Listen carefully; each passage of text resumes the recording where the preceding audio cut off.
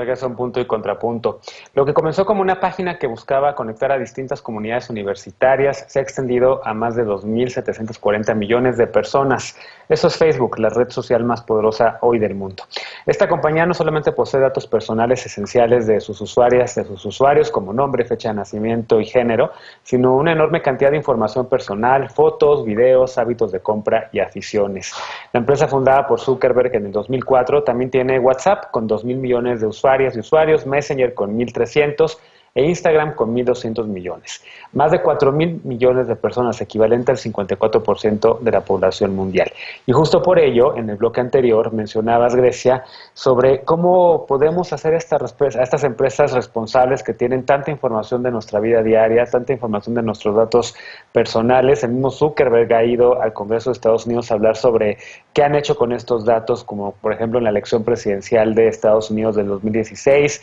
Empresas también han enfrentado, digamos, a tribunales en Europa por haber filtrado información de personas usuarias. ¿Por qué es tan difícil o cómo se podría, digamos, regular este ecosistema para que proteja los derechos de las personas, Grecia? Y no nada más Facebook, Bueno, puede ser cualquiera. sí, precisamente es una muy buena pregunta y como buen abogado voy a decir depende de muchas cosas. Y en realidad es porque no hay una solución simple para la moderación de contenidos, no hay una bala de plata y en general la regulación no puede ser vista como que hay una forma única de poder regular todas las plataformas, porque para empezar no todas las plataformas son iguales y lo único que podrías terminar generando son incentivos que terminen beneficiando a las grandes plataformas como Google, Facebook y demás y pondrías barreras a nuevas plataformas emergentes que quizás puedan hacerle la competencia a Facebook con una mejor moderación basada en derechos humanos, ¿no? Entonces, en general, para hablar de regulación, creo que ahorita ya tenemos, o sea, cuando hablamos de moderación de contenidos, creo que el marco en general interamericano y el marco de derecho internacional de los derechos humanos ya hay pautas bastante específicas para hablar sobre cuándo algo, sobre principios básicos de libertad de expresión y siento que no es lo ideal meterse por ahí, más bien es pues uno de los grandes problemas de las grandes plataformas es que por qué fregados dejamos que fueran demasiado grandes, ¿no? Entonces, hablar sobre una regulación asimétrica, hablar sobre temas de competencia económica, hablar también sobre temas de reforzar la protección de datos personales de las personas usuarias, para qué se están usando, cómo se están recolectando, que las personas usuarias sepan bien qué tipo de datos se van a administrar o almacenar o demás, es vital para hablar sobre este tipo de ecosistemas. Pero sí, diría como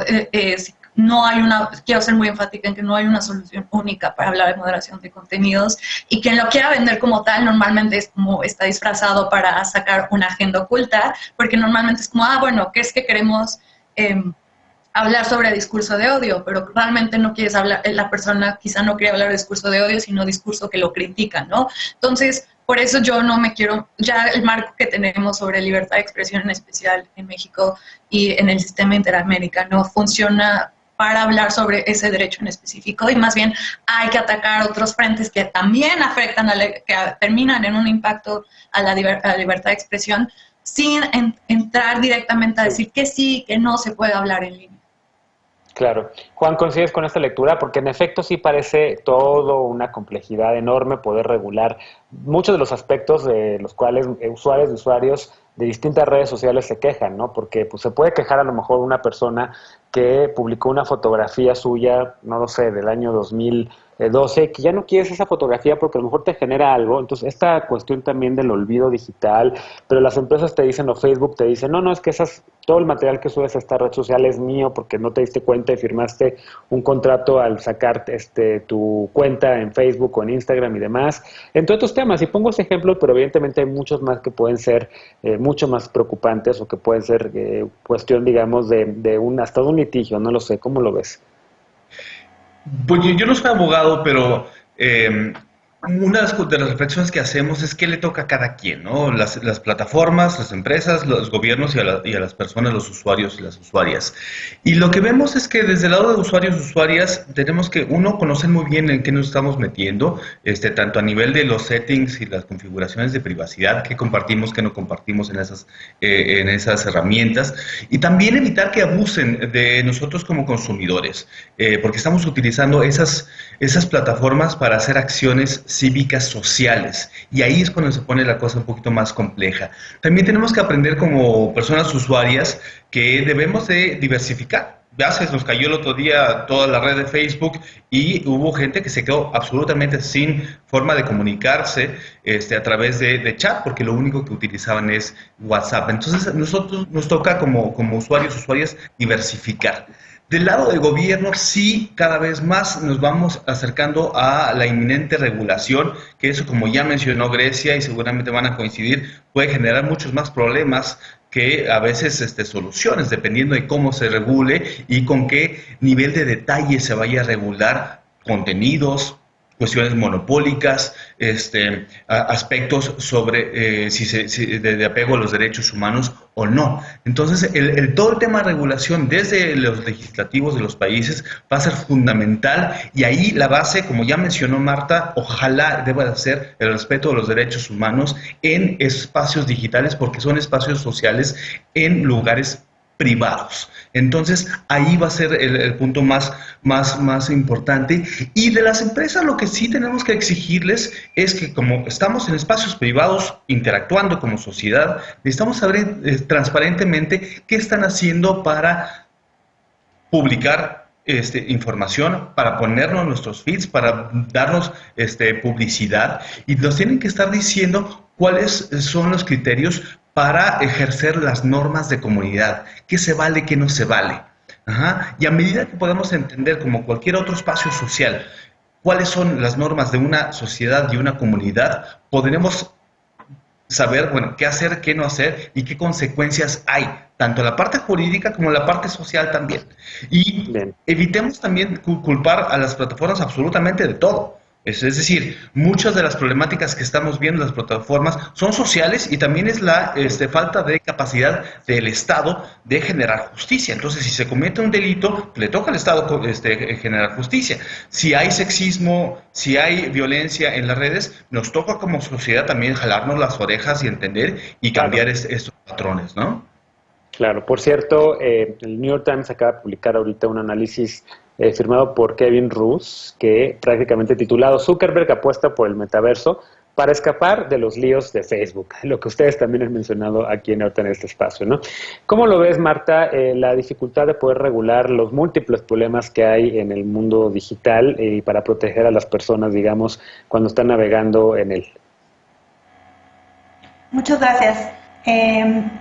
Creo que es muy importante mencionar que no es novedoso el tema en México ni la discusión en América Latina. O sea, ya se ha dado, se ha intentado literalmente copy-pastear, copiar y pegar diversas regulaciones que no hacen sentido para el contexto mexicano, donde existen graves violaciones a derechos humanos y donde básicamente cualquier excusa es buena para que personas corruptas, personas que han violado derechos humanos, quieran meterse a borrar la historia y la información de Internet, ¿no? Es un mecanismo más de censura.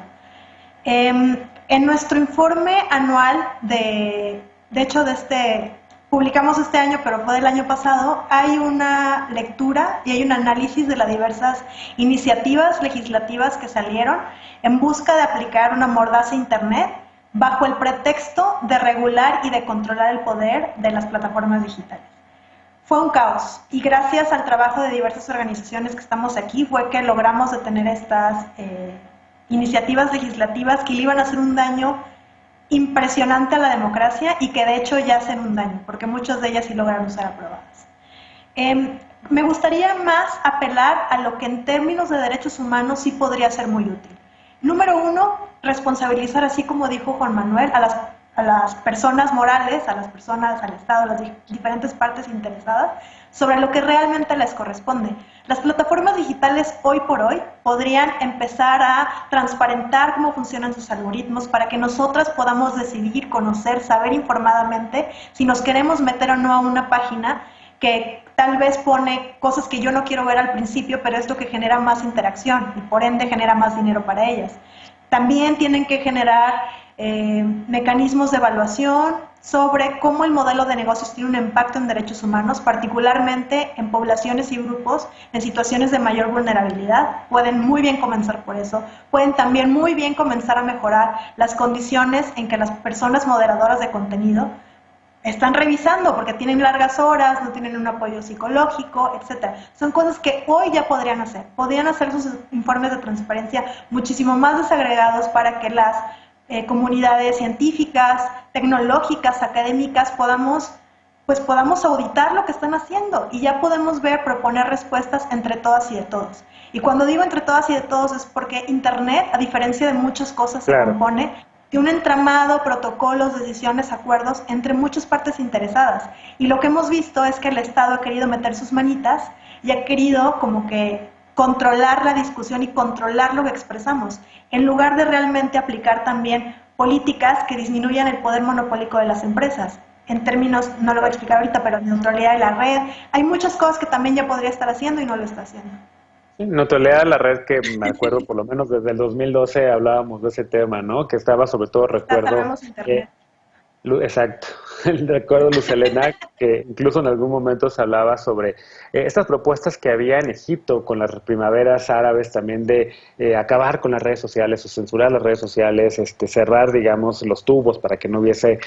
si es que fuese posible hacerlo, digamos, metafóricamente, porque creo que al final el debate era que no se podía censurar las redes sociales, que era imposible y que siempre activistas en el Medio Oriente, pero también en Cuba, pero también en Rusia y en China, encuentran siempre la manera de poder salir a través de algún lugar y publicar un post en Facebook o publicar un tweet o lo que sea para hacer un llamado a la acción, ¿no? ¿Cómo ves todo este tema, Luz Helena? Hoy en 2021 seguimos hablando sobre esta pulsión que hay por parte de las autoridades, de legisladores que de repente quieren sacar leyes para prohibir los memes, de repente, y que no hablan precisamente de lo que mencionaba Marta, que es más bien controlar estos monopolios y este excesivo poder que tienen las redes sociales sobre la gente. Sinceramente creo que la mayoría de este tipo de regulaciones están escritas desde un desconocimiento muy grande de cómo funciona el Internet y que para poderlas tomar en serio y que podamos participar de ellas y tomar decisiones desde la ciudadanía, desde las organizaciones de la sociedad civil o desde empresas que trabajamos con tecnología, tendremos que dar un paso atrás y realizar un estudio muy detallado sobre lo que ya se ha hecho, lo que se quiere hacer y cómo estos no son, como ya lo dijo Marta, no son aplicables a los contextos en México, en América Latina, y qué cosas sí pueden ser aplicables. Por ejemplo, el Grupo de Trabajo de Uso Responsable de Tecnología del Foro Económico Mundial ha realizado algunos reportes con empresas como IBM y Salesforce, me parece, donde detallan formas de operacionalizar marcos éticos y de derechos humanos para trabajar con tecnologías, específicamente con inteligencia artificial y machine learning. Y esto me lleva a que este tipo de controversias desde lo legislativo, la regulación, no sirven a ningún conglomerado de tecnología. En primer parte porque si lo vemos desde los intereses comerciales, va a ser lo que rija la toma de decisiones de Facebook, de Google, de TikTok. Crear confianza en las personas usuarias es cada vez más importante y este tipo de controversias nada más nos dejan claro que las violaciones a los derechos humanos no son su prioridad. La labor de las organizaciones defensoras de los derechos humanos, de los derechos digitales y de activistas es bien importante porque desde la tecnología de interés público, contar con personas usuarias informadas y que también sean conscientes de los productos y servicios que consumen, nos va a llevar a que también exijamos mayor transparencia y rendición de cuentas, que es lo que Frances Haugen también está poniendo sobre la mesa. Antes de regular, la acción inmediata es que busquemos que exista mucho más transparencia, porque también cosas como las leyes antimonopolio, que ya mencionábamos antes, no atacan los problemas políticos o los problemas de organización cívico y política, que es algo de lo que ya habló Manuel, que se han engranado en las plataformas, sino que se concentran en conductas anticompetitivas, de privacidad, de los datos, pero que las relaciones de poder que se dan en la plataforma y que son habilitadas por los sistemas de algoritmos de inteligencia artificial necesitan que llevemos primero un primer paso Digamos, el primer paso es a la transparencia y que estas plataformas rindan cuentas sobre lo que hacen y tomen su responsabilidad a través por el hecho de que tienen casi 3 billones, por ejemplo, Facebook, de usuarios en el mundo. Claro. Déjame hacer una pausa porque nos fue el tiempo de este bloque y regresamos con este tema y ven también seguimos poniendo el énfasis en la responsabilidad que tienen estas empresas a propósito de la publicación de estos Facebook Papers, en donde prácticamente nos enteramos, basándose en documentos internos filtrados por una ex empleada, pues que Facebook sabía, por ejemplo, que se estaba difundiendo información falsa en su plataforma, entre otros temas. No te vayas, regresamos justo para el último bloque de la noche aquí en Punto y Contrapunto.